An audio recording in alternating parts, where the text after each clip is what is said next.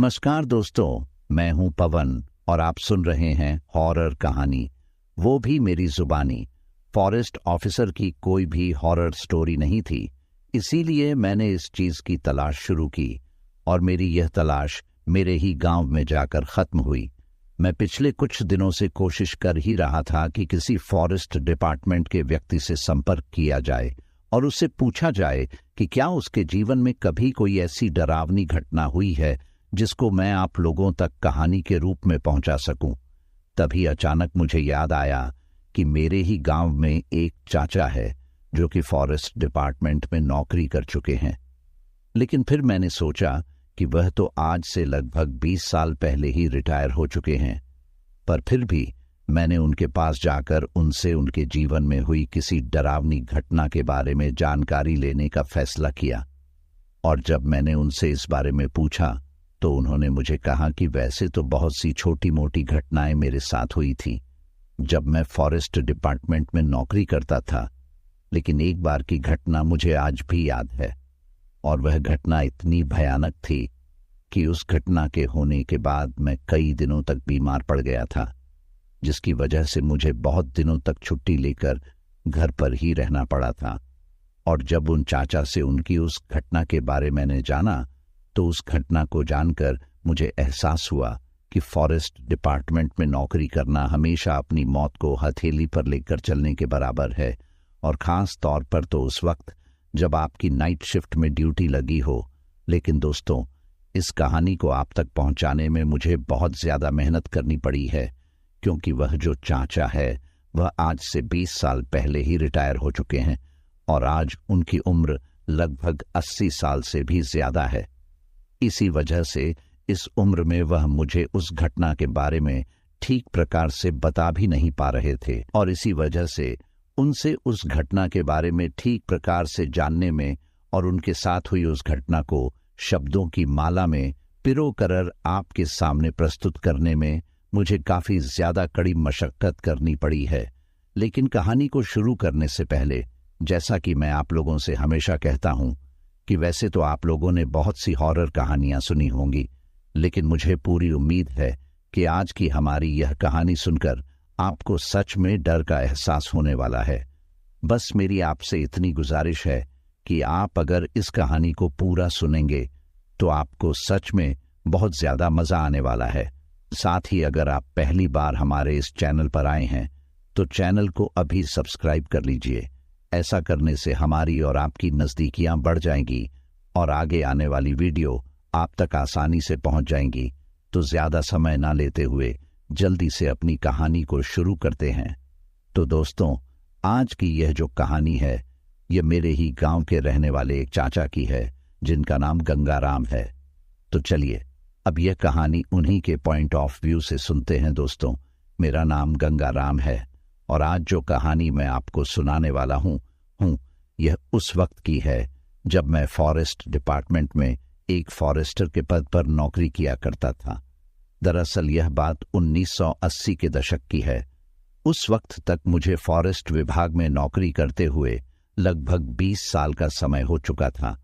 उन पिछले 20 सालों में भी मेरे साथ कई प्रकार की डरावनी घटनाएं हो चुकी थी, लेकिन इस घटना के सामने वह जो घटनाएं थी वह कुछ भी नहीं थी, क्योंकि यह जो घटना मेरे साथ हुई थी यह इतनी ज्यादा डरावनी और खौफनाक थी कि इस घटना के होने के बाद मैं कई दिनों तक बीमार पड़ गया था। और उस वक्त मुझे अपनी आंखें बंद करते ही मेरी आंखों के सामने सिर्फ वही मंजर दिखाई देता था।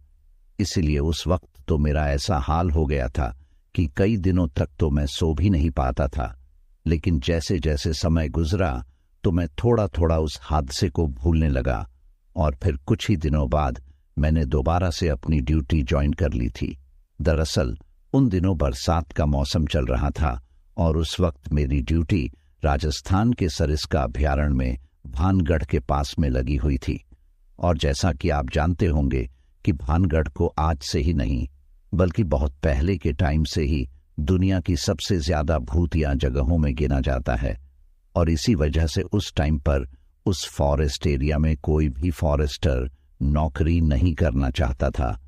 लेकिन जिस टाइम पर मेरी वहां पर ड्यूटी लगी थी उस टाइम जो फॉरेस्ट विभाग का ऑफिस हुआ करता था वह भानगढ़ किले से लगभग 10 किलोमीटर पहले ही हुआ करता था।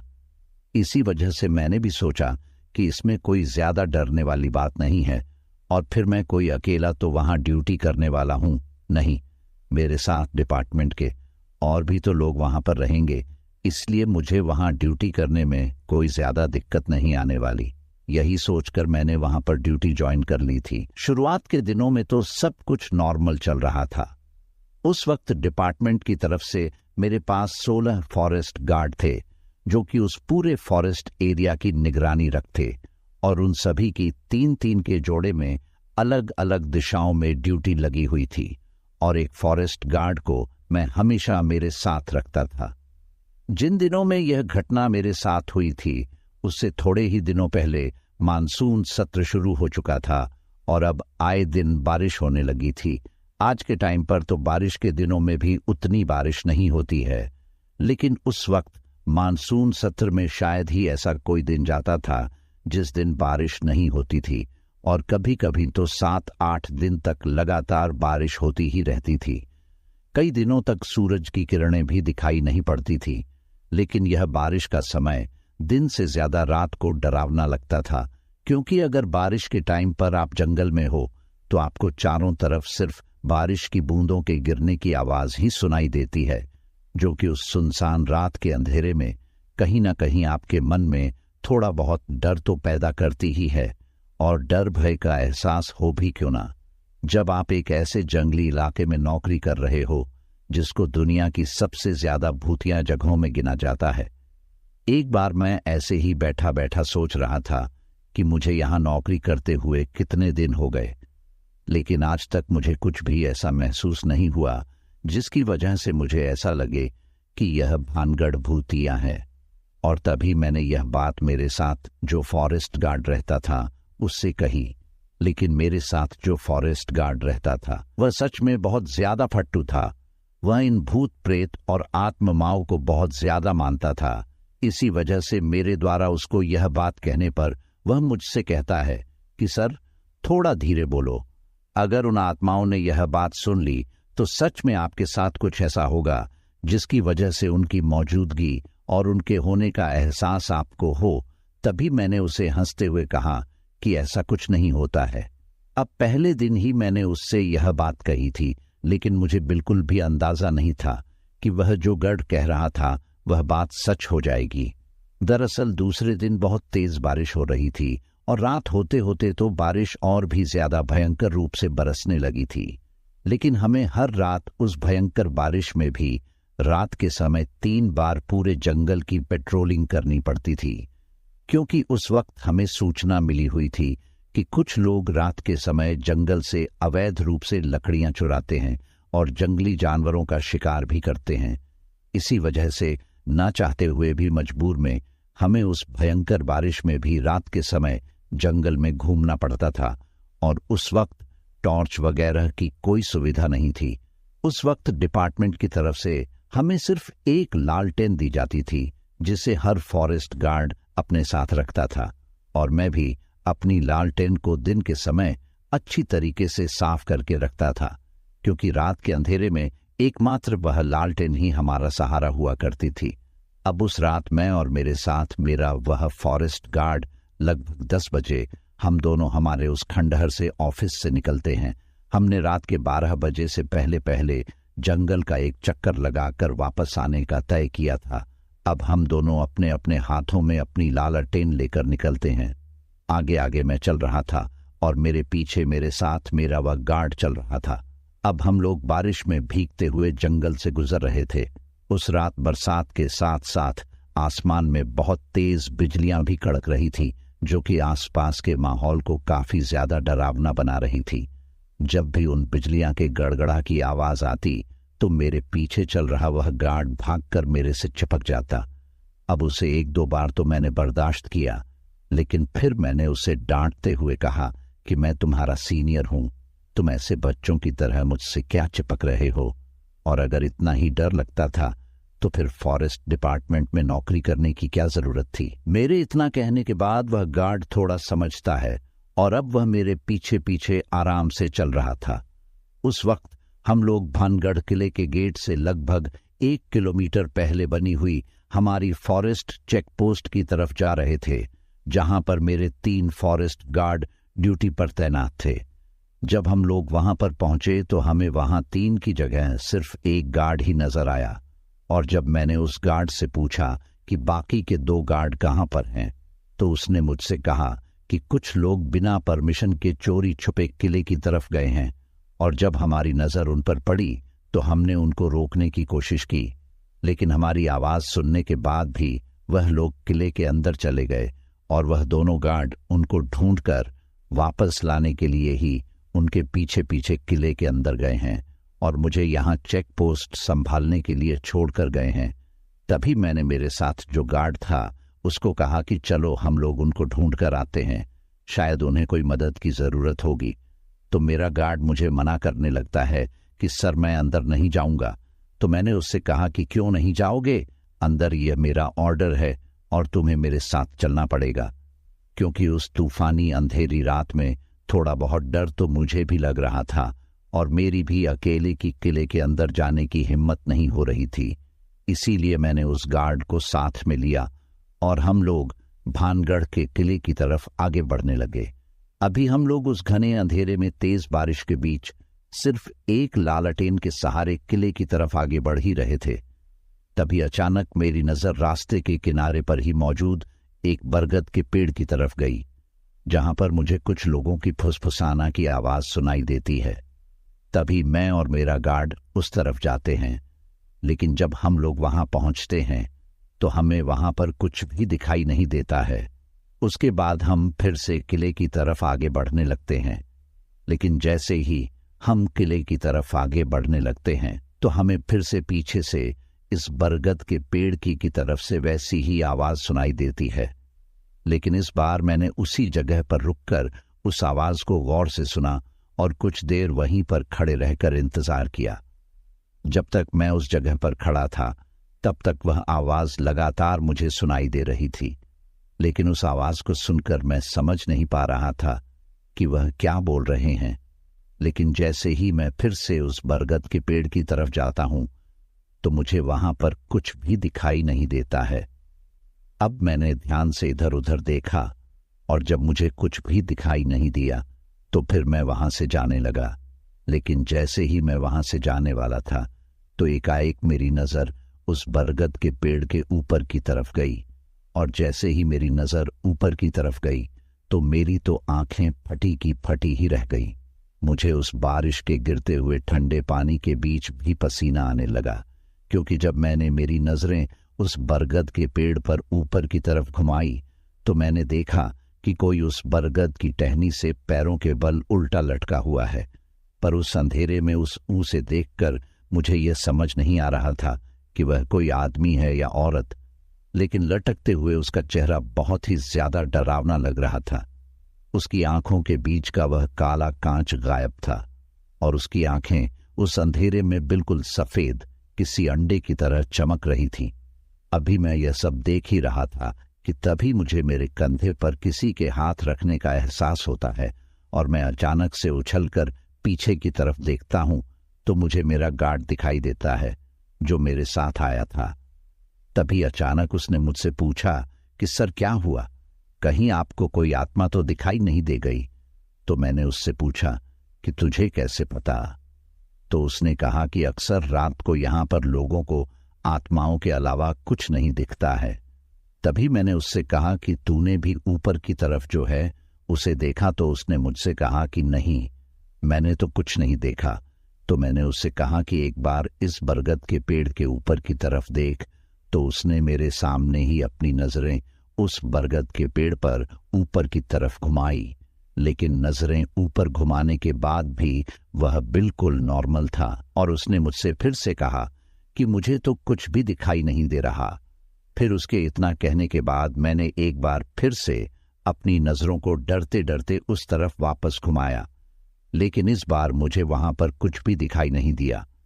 फिर मैंने सोचा कि शायद यह मेरे मन का वहम होगा और उसके बाद मैं उस गार्ड के साथ वहां से वापस किले की तरफ निकल गया। लेकिन जैसे जैसे हम दोनों किले की तरफ जा रहे थे तो मुझे ऐसा महसूस हो रहा था कि हमारे पीछे भी कोई तीसरा शख्स आ रहा है। तभी फिर से मैंने सोचा कि शायद यह मेरे मन का वहम ही होगा और मेरे पीछे जो यह गार्ड चल रहा है उसके कदमों की आवाज ही मुझे सुनाई दे रही है। तभी मैंने मेरे इस वहम को मिटाने के लिए उस गार्ड से कहा कि तुम मेरे आगे आगे चलो, मैं तुम्हारे पीछे चलूंगा। तो उसने कहा कि सर क्या हुआ, आपको आगे चलते हुए डर लग रहा है क्या? तो मैंने उसे कहा कि बातें ज्यादा मत करो और जितना कह रहा हूं उतना करो। मेरे इतना कहने के बाद वह गार्ड मेरे आगे आगे चलने लगता है और मैं उसके पीछे। लेकिन अब भी चलते हुए मुझे वही एहसास हो रहा था कि जैसे कोई हमारे पीछे पीछे चल रहा है, लेकिन मेरे बार बार पीछे मुड़कर देखने पर भी मुझे कोई भी दिखाई नहीं दे रहा था। अब चलते हुए मैं बार बार पीछे की तरफ देख रहा था, लेकिन एक बार जब मैंने पीछे की तरफ पलटकर अचानक से देखा तो मुझे मेरे जस्ट पीछे एक औरत खड़ी दिखाई देती है, जिसने बिल्कुल किसी महारानी या दुल्हन की तरह कपड़े पहन रखे थे। वह बिल्कुल एक लाल जोड़े में मेरे सामने खड़ी थी।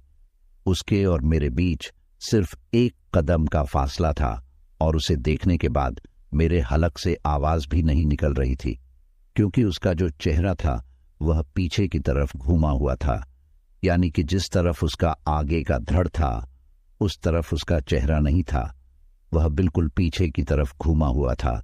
अभी मैं उसकी तरफ देख ही रहा था कि तभी वह औरत पीछे की तरफ घूमती है। अब उसका आगे का शरीर तो पीछे की तरफ चला जाता है और मुझे उसके पीठ के साथ उसका चेहरा दिखाई देता है।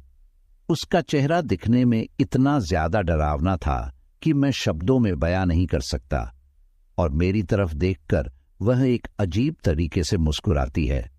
मुस्कुराते मुस्कुराते ही अचानक उसकी जो बालों की छोटी थी वह धीरे धीरे ऊपर हवा में उठने लगती है और वह किसी रस्सी की तरह ऊपर आसमान की तरफ बढ़ने लगती है, और फिर उसके बाद वह औरत अपनी छोटी के बल धीरे धीरे ऊपर हवा में उठने लगती है और छोटी के बल लटकी हुई उसकी गर्दन से नीचे का जो उसका शरीर था वह अब किसी पंखे की तरह गोल गोल घूमने लगा था।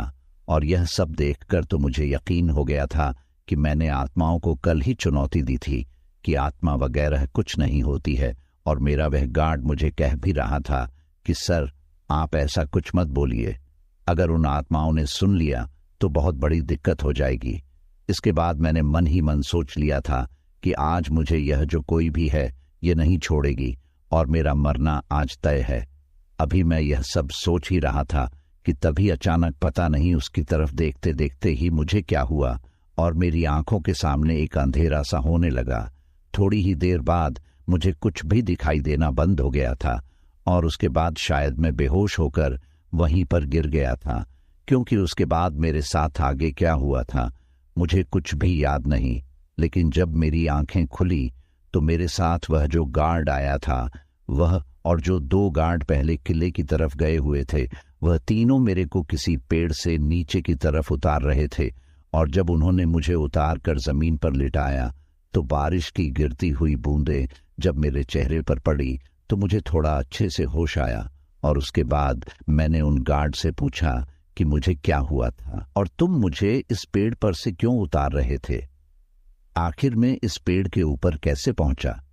जब मैंने गौर से उस पेड़ की तरफ देखा तो यह वही बरगद का पेड़ था जिसके नीचे थोड़ी देर पहले मुझे किसी के फुसफुसाना की आवाज सुनाई दे रही थी, और मैंने 2 बार जाकर वहां पर चेक भी किया था, लेकिन कोई भी मुझे वहां पर दिखाई नहीं दिया था।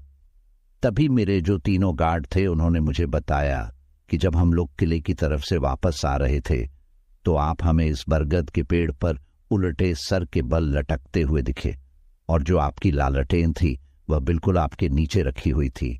इस तरह आपको इस बरगद के पेड़ के नीचे उल्टा लटकते हुए देखकर एक पल के लिए तो हम लोग डर गए थे। हमें लगा कि शायद किसी आत्मा ने आपको मारकर यहां पर लटका दिया है, और अगर अब हम लोग आपके पास जाएंगे तो शायद वह आत्मा हमें भी मार दे। लेकिन जब हमने गौर से आपकी तरफ देखा तो आप लटके हुए भी धीरे धीरे अपने मुंह से कुछ बड़बड़ा रहे थे, जिसे देखकर हमें यकीन हुआ कि आप मरे नहीं हैं, सिर्फ बेहोशी की हालत में है। और इसी वजह से हमने थोड़ी हिम्मत करके आपको इस बरगद के पेड़ से नीचे उतारा है। अभी वह लोग मुझे यह सब बातें बता ही रहे थे कि तभी अचानक हम सभी की लालटेन के जो खांच थे वह एक एक करके फूट जाते हैं और अब हमारे चारों तरफ बिल्कुल अंधेरा हो जाता है। जब एक एक करके वह लालटेन के कांच फूट रहे थे तो उनको देखकर ऐसा लग रहा था कि जैसे कोई अंधेरे में पत्थर मारकर उनको फोड़ रहा हो। अब हमारे चारों तरफ बिल्कुल अंधेरा था। तभी मुझे मेरे कानों में किसी के घुंघरू की आवाज सुनाई देती है और उस आवाज को सुनकर मुझे ऐसा लगा जैसे कोई दौड़ता हुआ हमारी तरफ आ रहा है और उसने घुंघरू पहन रखे हैं। तभी मैंने मेरे पास जो मेरे गार्ड थे उनसे कहा कि क्या तुम्हें भी वही सुनाई दे रहा है जो मुझे सुनाई दे रहा है? तो उन तीनों ने कहा कि हाँ सर, घुंघरू की आवाज। और अब हम लोग समझ गए थे कि अगर हम ज्यादा देर तक वहां पर रुके तो शायद आज हम लोग मारे जाएंगे। इसीलिए हम सभी ने वहां से इतनी तेज किले के बाहर की तरफ दौड़ लगाई कि जब हम लोग वहां से दौड़कर किले के बाहर की तरफ निकल रहे थे तो हमें हमारे कानों में एक अजीब सी चीख सुनाई देती है, जैसे कोई विलाप कर रहा हो, जैसे किसी के हाथों से उसकी मनपसंद चीज निकल गई हो। लेकिन उस आवाज को नजरअंदाज करते हुए हम लोग, जब तक हमारी फॉरेस्ट गार्ड की वह चेक पोस्ट नहीं आई तब तक हम लोग दौड़ते ही रहे। लेकिन जैसे ही हम लोग किले के बाहर मौजूद हमारी उस चेक पोस्ट पर पहुंचे तो हमें वहां पर हमारा वह एक गार्ड दिखाई नहीं दे रहा था जिसको किले में जाते वक्त मैं वहां पर अकेला छोड़कर गया था। तभी मैंने मन ही मन सोचा कि कहीं उसको अकेला पाकर कोई हादसा उसके साथ ना हो गया हो। अभी हम लोग उसको इधर उधर देख ही रहे थे कि तभी थोड़ी ही देर बाद वह अपनी बुझी हुई लालटेन को लेकर हमारे पास आता है। उसको देखकर पहले तो हम लोग उससे पूछते हैं कि तू कैसा है, तो वह हमसे कहता है कि सर मैं तो ठीक हूं, पर मुझे तो आज उम्मीद ही नहीं थी कि आप लोग जिंदा बच जाओगे। तो मैंने उससे कहा कि क्यों, ऐसा क्या हुआ? तो उसने हमको बताया कि पता नहीं अचानक कहां से, लेकिन एक बहुत ही बड़ा नील गाय का झुंड आप लोगों के जाने के बाद दौड़ता हुआ किले की तरफ गया था, जिसे देखकर मैं बहुत ज्यादा डर गया था और इसीलिए अपनी लालटेन को बुझाकर साइड में जाकर छुप गया था। उसके बाद हम लोगों ने भी हमारे साथ जो वाकया हुआ वो उसको बताया। हमारी यह बात सुनने के बाद उसने अपना सिर ऊपर की तरफ किया और आसमान में तारों को देखकर उसने हमसे कहा, हाँ कि समय का यह पहर तो बहुत ही ज्यादा खतरनाक है। यह तो उन आत्माओं का समय है। अगर इस समय कोई भी उनके इलाके में दखल देता है तो वह उसे जिंदा नहीं छोड़ती है। आप लोगों ने बहुत बड़ी गलती कर दी जो इस समय आप किले के अंदर चले गए। वह तो भगवान की मेहरबानी थी या पता नहीं कैसे जो आज आप लोगों की जान बच गई, वरना मैंने तो आप लोगों को आज मरा हुआ ही समझ लिया था। इसके बाद मैंने उस गार्ड को कहा कि यार तू चुप रह, वैसे ही इतना ज्यादा डर लग रहा है और तू हमें और ज्यादा डरा रहा है। लेकिन अब मैं उन तीनों को वहां पर छोड़कर उनकी जान को भी खतरे में नहीं डालना चाहता था, इसलिए मैं उन तीनों गार्ड को भी अपने साथ लेकर वापस उस किले से लगभग 10 किलोमीटर दूर अपने ऑफिस की तरफ आ गया। लेकिन मुझे आज तक भी यकीन नहीं हो रहा कि उस रात वह सब क्या था, क्या वह सच में आत्मा ही थी। लेकिन उसके कुछ दिनों बाद ही मैं बहुत ज्यादा बीमार पड़ गया था, जिसकी वजह से मुझे कई दिनों की छुट्टी लेनी पड़ी थी। तो दोस्तों, यह थी हमारी आज की कहानी। कहानी आपको कैसी लगी कमेंट बॉक्स में कमेंट करके जरूर बताना। फिलहाल चलता हूं, बस आप अपना और अपने परिवार का ख्याल रखें और अगर अभी तक भी चैनल को सब्सक्राइब नहीं किया है तो कृपया करके चैनल को सब्सक्राइब कर लीजिए। आपका यह छोटा सा सहयोग हमें आपके लिए ऐसी ही कहानियां लाने के लिए प्रोत्साहित करता है।